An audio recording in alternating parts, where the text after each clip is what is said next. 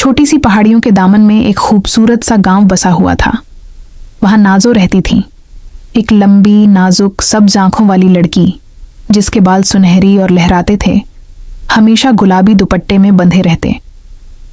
नाजो की छोटी बहन सोनिया शरारती और बातूनी थी और उनकी माँ निहायत शफीक, जबकि अब्बू नरमगो और दरवेश तबीयत के इंसान थे। नाजो सारा दिन अपने बागीचे में परिंदों, तितलियों और पौधों के साथ गुजारती। हर रोज नाजो की आंगन में रंग बिरंगे परिंदे आ बैठते, कभी तोता, कभी मैना, कभी नीलकंठ। वो सबसे बातें करती, दाना डालती और उनके गीतों पर झूमती। एक दिन पहाड़ियों से नीचे आता हुआ कहर का पर्दा फैल गया। बागीचे के पास अचानक 4 अजीबो गरीब जानवर नमूदार हुए। एक लंबा हिरन, एक गोल मटोल रीछ, एक खरगोश जो बहुत बड़ा था और एक लोमड़ी जिसकी आंखें नीली थीं। नाजो पीछे हट गई, उसका दिल जोर जोर से धड़कने लगा। नाजो भागकर अंदर चली गई, मगर रात भर उसे उन जानवरों की आंखें याद आती रहीं। अगले दिन वो दबे पांव बाहर आई, हाथ में सेब लेकर। रीछ ने सेब लिया और शर्माते हुए सर हिलाया। वो लम्हा दोस्ती का आगाज था। अब नाजो और जानवर रोज मिलते, छुपन छुपाई खेलते, पत्तों से कश्तियां बनाते और नदी पर दौड़ लगाते। एक दिन रीछ ने झूला झूला और नाजो हंसी से लौटपोट हो गई। एक दिन कुछ गांव वाले नाजो के बागीचे के करीब आए। ये जंगली जानवर यहां नहीं रह सकते, वो चीखे। ये खतरनाक हैं, इनका जंगल ही बेहतर है। नाजो की आंखों में नमी आ गई।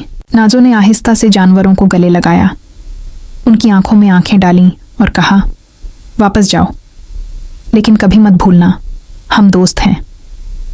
जानवर एक एक करके मुड़ गए। उनके नक्श बागीचे की मिट्टी पर रह गए। दिन गुजरे, परिंदे लौटे, फूल खिले, मगर नाजो की नजरों को हमेशा जंगल की तरफ कुछ तलाश रहती। एक दिन उसे चट्टान पर सेब रखा मिला। वो मुस्कुरा दी। वो गए जरूर थे, पर भूले नहीं थे। एक रात जब सब सो रहे थे, आसमान पर गरज चमक शुरू हो गई। नाजो अपनी खिड़की से देख रही थी कि पहाड़ों की तरफ से काला धुआं उठ रहा है। कुछ अजीब सा शोर भी सुनाई दिया। अब्बू और माँ जाग गए, मगर गांव में सब डरे बैठे थे। अगली सुबह पता चला कि पहाड़ के पार लकड़ी काटने वाली मशीनें लग गई हैं और पुराने दरख्त गिराए जा रहे हैं। दूसरी सुबह नाजो अपने बागीचे से पहाड़ी की तरफ निकल पड़ी। वो जाना चाहती थी कि जानवर महफूज हैं या नहीं। चलते चलते वो एक पुरानी पगडंडी पर आ गई और अचानक उसका पांव फिसला। वो एक गहरी खाई में जा गिरी। नीचे सब कुछ अंधेरा था और नाजो बेहोश हो गई। शाम तक नाजो घर ना लौटी। सब परेशान हो गए। लेकिन कहीं दूर जंगल में रीछ ने उसकी महक महसूस की, खरगोश ने खाई के कोने पर उसकी चादर देखी और लोमड़ी ने उसकी आवाज सुनी।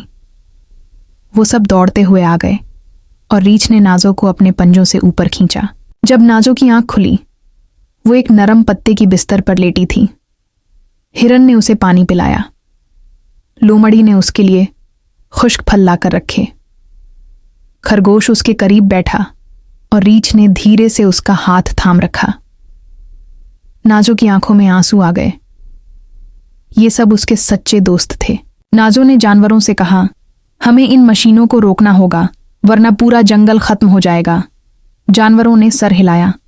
अगले दिन वो सब छुप छुप कर पहाड़ के पार गए, जहां दरख्त गिराए जा रहे थे। वहां रीछ ने लकड़ी की मशीन को धक्का देकर रोक दिया। लोमड़ी ने रस्सी काट दी। खरगोश ने चालाकी से डंडे गिरा दिए और हिरन ने आवाज निकालकर मजदूरों को भगा दिया। काम बंद हो गया। गांव के लोग भी आए और देखा कि जंगल को बचाने वाले कोई जादूगर नहीं, बल्कि नाजो के दोस्त थे।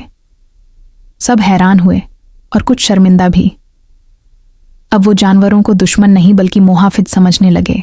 इस बार नाजो ने कहा, अब तुम वापस मत जाओ, ये तुम्हारा भी घर है। गांव वालों ने जंगल और बागीचे के बीच एक नया रास्ता बना दिया। जानवर अब रोज आते, बच्चे उनके साथ खेलते और नाजो खुशी से चमकती रहती। Hey friends, don't forget to like, subscribe, and press the bell icon so you never miss a fun story.